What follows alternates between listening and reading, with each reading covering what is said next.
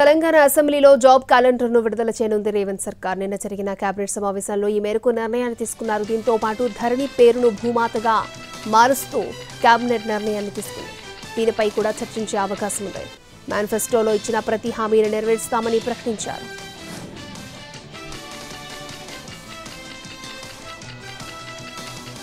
ఇవాళ అమరావతికి ఐఐటీ నిపుణుల బృందం రానుంది. అమరావతిలో నిలిచిపోయిన భవనాల సామర్థ్యంపై అధ్యయనం చేయనుంది. 2 రోజుల పాటు రాజధాని కట్టడాలను పరిశీలించనున్నారు నిపుణులు.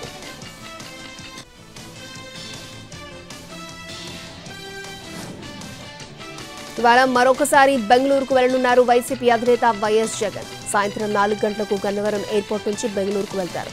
7 గంటలకు బెంగళూరులో ల్యాండ్ అవుతారు.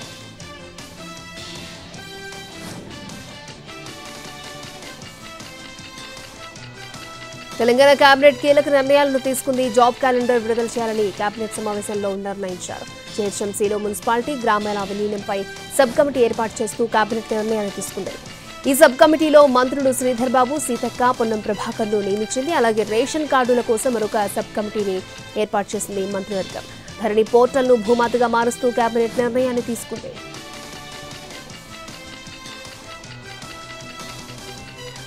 కొత్త రేషన్ కార్డులు జారీ చేయాలని తెలంగాణ కేబినెట్ నిర్ణయించింది. ముఖ్యమంత్రి రేవంత్ రెడ్డి అధ్యక్షతన రాష్ట్ర కేబినెట్ సమావేశమై పలు నిర్ణయాలను తీసుకుంది. కొత్త రేషన్ కార్డుల జారీ విధి విధానాల రూపకల్పనకు మంత్రి ఉత్తమ్ కుమార్ రెడ్డి అధ్యక్షతన కేబినెట్ సబ్ కమిటీని ఏర్పాటు చేయాలని మంత్రివర్గం నిర్ణయించింది. మంత్రులు సీతక్క, శ్రీధర్ బాబు, పొన్నం ప్రభాకర్ ఈ కమిటీలో సభ్యులుగా ఉంటారు. రేషన్ కార్డు, ఆరోగ్యశ్రీ కార్డు విడిగా ఇవ్వాలని కేబినెట్ నిర్ణయించింది.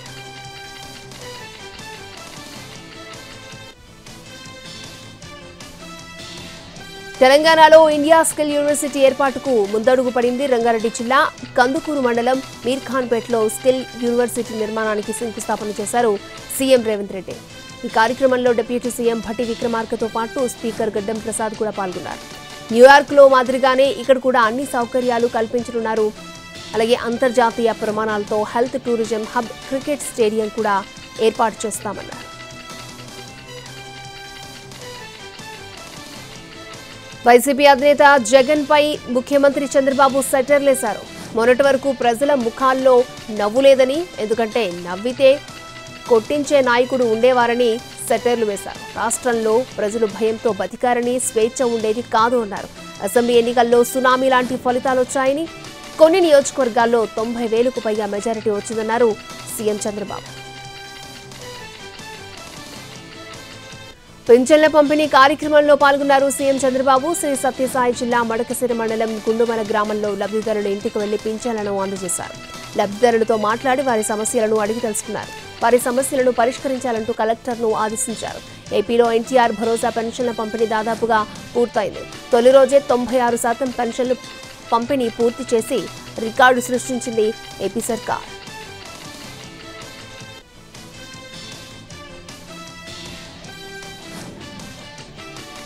నంద్యాల జిల్లాలో సీఎం చంద్రబాబు పర్యటించారు. శ్రీశైలం శ్రీ బ్రహ్మరాంభ మల్లికార్జున స్వామివారిని దర్శించుకున్నారు చంద్రబాబు. అనంతరం కృష్ణానదికి జలహారతి ఇచ్చారు ముఖ్యమంత్రి.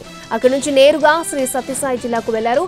అక్కడ పింఛన్ల పంపిణీ, ప్రజావేదిక కార్యక్రమంలో పాల్గొన్నారు.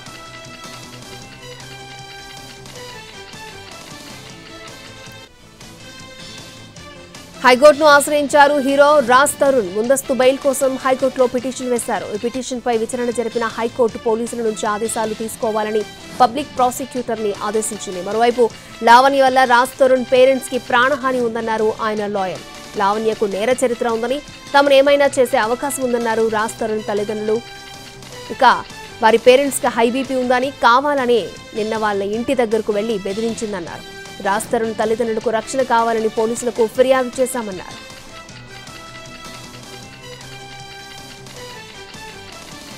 ఎగువ కృష్ణానది పరివాహక ప్రాంతాల నుంచి శ్రీశైలం రిజర్వాయర్కు వరద ఉధృతి కొనసాగుతోంది. జూరాల, సుంకేసుల నుంచి వరద ప్రవాహం పెరగడంతో శ్రీశైలం డ్యాం వద్ద 10 గేట్లను ఎత్తి నీటిని దిగువకు విడుదల చేస్తున్నారు. శ్రీశైలం జలాశయం పూర్తిస్థాయి నీటిమట్టం 885 అడుగులు కాగా ప్రస్తుత నీటిమట్టం 884.5 అడుగులుగా నమోదైంది. గరిష్ట నీటి నిల్వ సామర్థ్యం 215.807 టీఎంసీలు కాగా ప్రస్తుత నీటి నిల్వ 212.91గా ఉంది.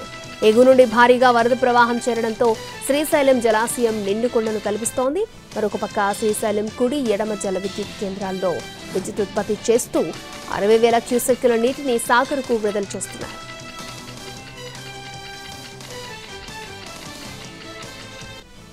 నాగార్జున సాగర్ ప్రాజెక్టు వేగంగా నిండుతోంది. సాగర్ పూర్తి స్థాయి నీటి సామర్థ్యం 312 టీఎంసీలు కాగా ప్రస్తుతం 182 టీఎంసీలకు చేరుకుంది. ఎగువన శ్రీశైలం నుంచి భారీగా వరద నీరు వస్తూ ఉండడంతో అంతకంతకు ప్రాజెక్టులోకి నీరొచ్చి చేరుతోంది. ఏపీ తెలంగాణ విద్యుత్ ఉత్పత్తి యూనిట్లలో కరెంటు ఉత్పత్తి చేస్తున్నారు.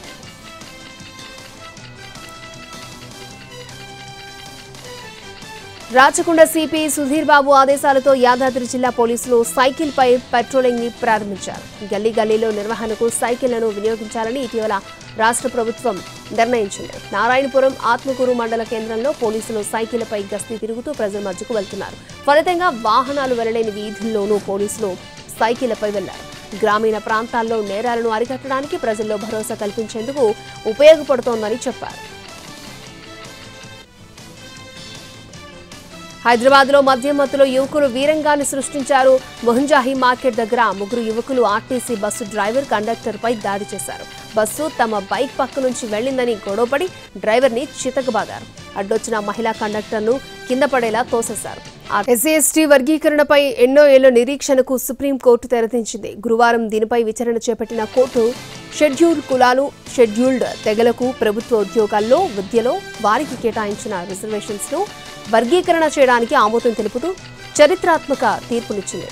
భారత ప్రధాన న్యాయమూర్తి డివై చంద్రచూడ్ నేతృత్వంలోని 7 న్యాయమూర్తుల రాజ్యాంగ ధర్మాసనం 6-1 మెజారిటీతో ఎస్సీ/ఎస్టీ వర్గీకరణ తప్పనిసరని, దీనిపై ఆయా రాష్ట్ర ప్రభుత్వాలకు అధికారం కల్పిస్తూ కీలక తీర్పును వెలువరించింది. అలాగే E V Chinnaiah versus state of AP కేసులో 5 న్యాయమూర్తుల రాజ్యాంగ ధర్మాసనం 2004లో ఇచ్చిన తీర్పును సుప్రీంకోర్టు పక్కన పెట్టింది.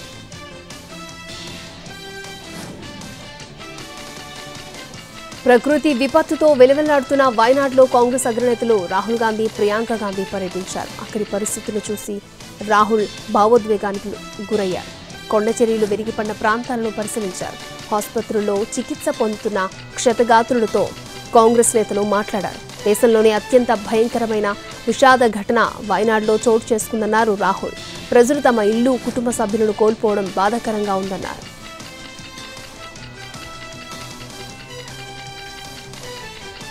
కేరళలోని వయనాడ్ జిల్లాలో ప్రకృతి సృష్టించిన వలయంలో మృతుల సంఖ్య 291కి చేరుకుంది. మరొక 200 మంది ఆచూకీ గల్లంతైనట్లుగా అధికారులు అంచనా వేశారు.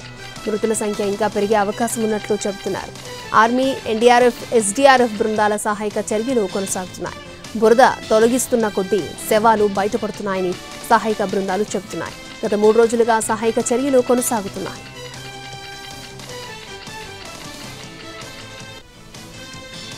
భారీ వర్షాలు ఢిల్లీని అతలాకుతలం చేస్తున్నాయి. బుధవారం సాయంత్రం కురిసిన వాన 14 ఏళ్ల నాటి రికార్డును చెరిపేసింది.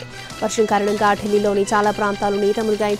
గంటల తరబడి జనం నీళ్లలోనే చిక్కుకుపోయారు. వర్షాల కారణంగా 9 మంది ప్రాణాలు కోల్పోయారు. మరోవైపు వర్షాల కారణంగా కొత్త పార్లమెంటు భవనం లాబీలో నీరు లీక్ అవుతోంది.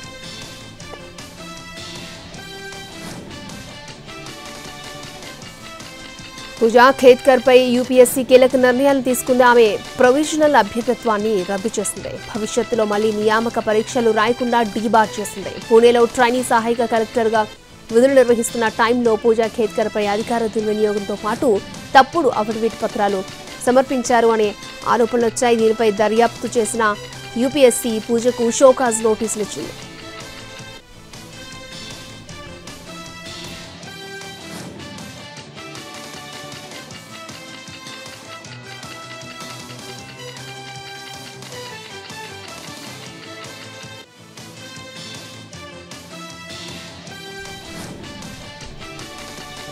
నీట్ పేపర్ లీక్ పై తొలి ఛార్జ్షీట్ దాఖలు చేసింది సీబీఐ. 13 మంది నిందితులపై సీబీఐ అభియోగాలు నమోదు చేసింది.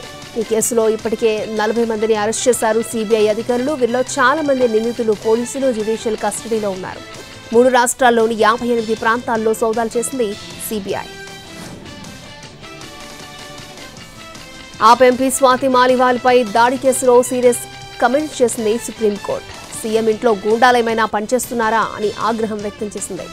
సీఎం వ్యక్తిగత సహాయకుడు భివవ్ కుమార్ దాడి చేసినట్టుగా సీసీ కెమెరాల్లో రికార్డ్ అయింది. ఈ దృశ్యాలు సోషల్ మీడియాలో వైరల్ అయ్యాయి. ఓ మహిళతో ప్రవర్తించేది ఇలాగేనా అంటూ సీరియస్ అయింది.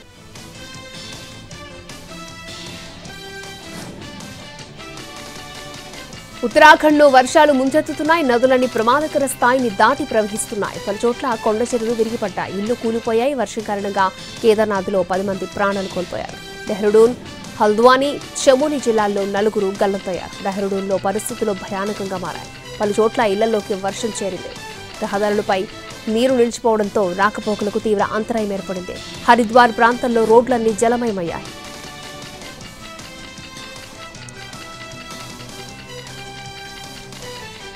ప్రజల ప్రాణాలతో చెలగాటమాడుతూ రైల్వే ట్రాక్లపై రాళ్లు పెట్టిన వీడియోలు చేస్తున్న యూట్యూబర్ గుల్జార్ షేక్ ను పోలీసులు అరెస్ట్ చేశారు. వైరల్ అయ్యేందుకు అతడు ట్రాక్లపై రాళ్లు, సిలిండర్, సైకిల్ లాంటివి ఉంచి వీడియోలు తీస్తూ ఉంటాడు.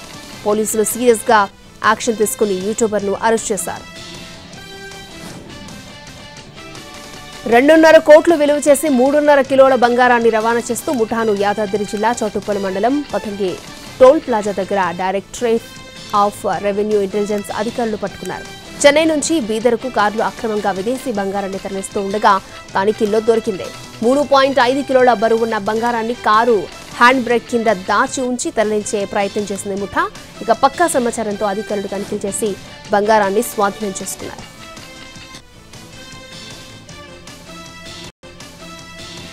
హైదరాబాద్లోని మహేష్ కోఆపరేటివ్ బ్యాంకులో భారీ అక్రమాలు వెలుగు చూస్తున్నాయి. 2 రోజుల పాటు మహేష్ బ్యాంకులో ఈడీ సోదాలు నిర్వహించింది. ₹1 కోటి నగదుతో పాటు 5 కోట్ల విలువైన ఆభరణాలను స్వాధీనం చేసుకుంది. అనర్హులకు 300 కోట్ల మేర రుణాలు ఇచ్చినట్లుగా గుర్తించింది. 1800 మందికి డమ్మీ గోల్డ్ లోన్స్ ఇచ్చినట్లుగా ఈడీ తెలిపింది.